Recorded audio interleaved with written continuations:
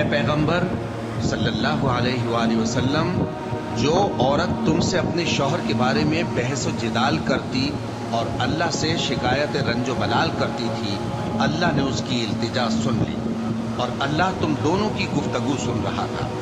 کچھ شک نہیں کہ اللہ سنتا ہے، دیکھتا ہے۔ جو لوگ تم میں سے اپنی عورتوں کو ماں کہہ دیتے ہیں وہ ان کی مائیں نہیں ہو جاتی، ان کی مائیں تو وہی ہیں جن کے بدن سے وہ پیدا ہوئے۔ بے شک وہ نامعقول اور جھوٹی بات کہتی ہیں، اور اللہ بڑا معاف کرنے والا ہے، بخشنے والا ہے۔ اور جو لوگ اپنی بیویوں کو ماں کہہ بیٹھیں پھر اپنے قول سے رجوع کر لیں تو ان کو قربت سے پہلے ایک غلام آزاد کرنا ضرور ہے۔ مومنو، اس حکم سے تم کو نصیحت کی جاتی ہے اور جو کچھ تم کرتے ہو اللہ اس سے خبردار ہے۔ اب جس کو غلام نہ ملے وہ قربت سے پہلے لگاتار 2 مہینے کے روزے رکھے، پھر جس کو اس کا بھی مقدور نہ ہو اسے 60 محتاجوں کو کھانا کھلانا چاہیے۔ یہ حکم اس لیے ہے کہ تم اللہ اور اس کے رسول کے فرما بردار ہو جاؤ، اور یہ اللہ کی حدیں ہیں اور نہ ماننے والوں کے لیے درد دینے والا عذاب ہے۔ جو لوگ اللہ اور اس کے رسول کی مخالفت کرتے ہیں وہ اسی طرح ذلیل کیے جائیں گے جس طرح ان سے پہلے لوگ ذلیل کیے گئے تھے، اور ہم نے صاف صاف آیتیں نازل کر دی ہیں، اور جو نہیں مانتے ان کو ذلت کا عذاب ہوگا۔ جس دن اللہ ان سب کو جلا اٹھائے گا تو جو کام وہ کرتے رہے ان کو جتائے گا۔ اللہ نے وہ سب کام لکھوا رکھے ہیں اور یہ ان کو بھول گئے ہیں، اور اللہ ہر چیز سے واقف ہے۔ کیا تم کو معلوم نہیں کہ جو کچھ آسمانوں میں ہے اور جو کچھ زمین میں ہے اللہ کو سب معلوم ہے؟ کسی جگہ 3 شخصوں کی سرگوشی ہوتی ہے تو اللہ ان میں چوتھا ہوتا ہے، اور جہاں 5 آدمیوں کی سرگوشی ہو تو وہ ان میں چھٹا ہوتا ہے، اور نہ اس سے کم یا زیادہ مگر وہ ان کے ساتھ ہوتا ہے، خواہ وہ کہیں ہو۔ پھر جو جو کام یہ کرتے رہے ہیں قیامت کے دن اللہ سب ان کو بتائے گا۔ بے شک اللہ ہر چیز سے واقف ہے۔ اے پیغمبر صلی اللہ علیہ وآلہ وسلم، کیا تم نے ان لوگوں کو نہیں دیکھا جن کو سرگوشیاں کرنے سے منع کیا گیا تھا، پھر جس کام سے منع کیا گیا تھا وہی پھر کرنے لگے؟ اور یہ تو گناہ اور ظلم اور پیغمبر صلی اللہ علیہ وآلہ وسلم کی نافرمانی کی سرگوشیاں کرتے ہیں، اور جب تمہارے پاس آتے ہیں تو اللہ تعالیٰ کے بتائے ہوئے الفاظ کے بجائے دوسرے الفاظ میں تمہیں دعا دیتے ہیں، اور اپنے دل میں کہتے ہیں کہ اگر یہ واقعی پیغمبر ہیں تو جو کچھ ہم کہتے ہیں اللہ ہمیں اس کی سزا کیوں نہیں دیتا؟ اے پیغمبر صلی اللہ علیہ وآلہ وسلم، ان کو دوزخ ہی کی سزا کافی ہے، یہ اسی میں داخل ہوں گے اور وہ بری جگہ ہے۔ مومنو، جب تم آپس میں سرگوشیاں کرنے لگو تو گناہ اور زیادتی اور پیغمبر کی نافرمانی کی باتیں نہ کرنا، بلکہ نیکوکاری اور پرہیزگاری کی باتیں کرنا، اور اللہ سے جس کے سامنے جمع کیے جاؤ گے ڈرتے رہنا۔ منافقوں کی سرگوشیاں تو شیطان کے اکسانے سے ہیں، جو اس لیے کی جاتی ہیں کہ مومن ان سے رنجیدہ ہو، مگر اللہ کے حکم کے سوا ان سے انہیں کچھ نقصان نہیں پہنچ سکتا۔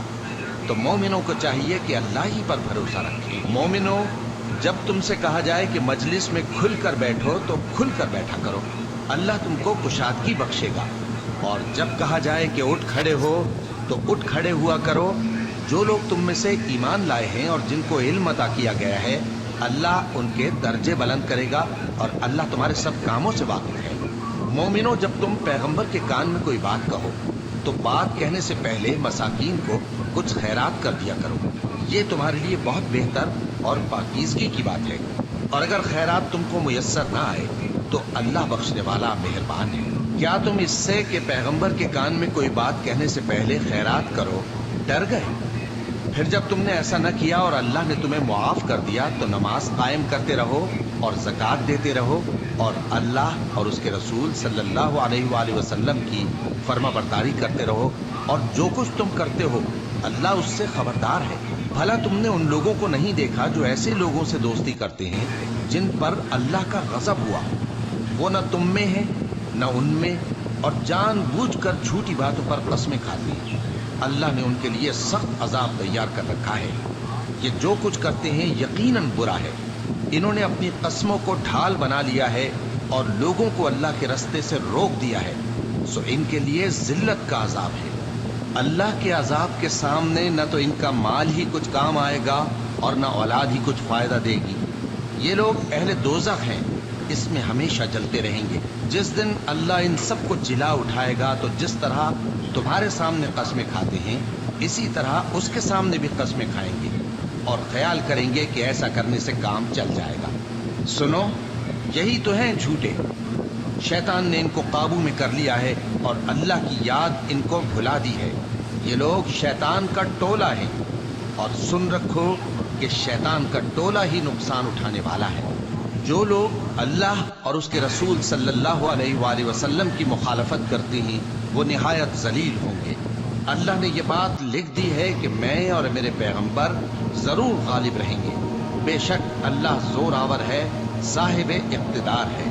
جو لوگ اللہ پر اور روز قیامت پر ایمان رکھتے ہیں تم ان کو اللہ اور اس کے رسول صلی اللہ علیہ وآلہ وسلم کے دشمنوں سے دوستی کرتے ہوئے نہ دیکھو گے، خواہ وہ ان کے باپ یا بیٹے یا بھائی یا خاندان ہی کے لوگ ہوں۔ یہ وہ لوگ ہیں جن کے دلوں میں اللہ نے ایمان کو نقش کر دیا ہے اور اپنے فیض سے ان کی مدد کی ہے، اور وہ ان کو بہشتوں میں جن کے نیچے نہریں بہہ رہی ہیں داخل کرے گا، جن میں وہ ہمیشہ رہیں گے۔